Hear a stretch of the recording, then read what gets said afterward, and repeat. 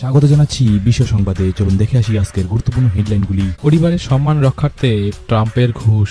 Porn তারকা stormy ড্যানিয়েলসের মুখ বন্ধ করতে 2016 সালের নির্বাচনের আগে তাকে বিপুল অঙ্কের অর্থ ঘুষ দেওয়ার অভিযোগ উঠেছিল আমেরিকান প্রাক্তন প্রেসিডেন্ট ডোনাল্ড ট্রাম্পের বিরুদ্ধে। সেই সংক্রান্ত মামলাই এখন চলছে আদালতে। প্যালেস্টাইনের সমর্থনে তীব্র আন্দোলনে নামলেন আমেরিকার একাধিক বিশ্ববিদ্যালয়ের পড়ুয়ারা। নেতৃত্বে নিউ ইয়র্ক, ইয়েল এবং কলম্বিয়া বিশ্ববিদ্যালয়ের ছাত্রছাত্রীরা। বিক্ষোভ ঠেকাতে কোথাও ক্লাসে আসতে বারণ করা হলো পড়ুয়াদের, আবার কোথাও গ্রেপ্তার করা হলো শতাধিক পড়ুয়া আন্দোলনকারীদের। রাশিয়া ইউক্রেন যুদ্ধ নিয়ে বিশ্বজুড়ে উত্তেজনা এখন তুঙ্গে। ইউক্রেনের খার্কিভে বিস্ফোরণের শব্দ শোনা গিয়েছে বলে জানা গিয়েছে। বিমান বাহিনী এই অঞ্চলে ক্ষেপণাস্ত্র হুমকির খবর দিয়েছে। খার্কিভের মেয়র শহরে বিস্ফোরণের বিষয়টি নিশ্চিত করেছেন। নির্বাচনে জিতে চীনের জন্য বড় সিদ্ধান্ত মালদ্বীপের প্রেসিডেন্ট মইজুর।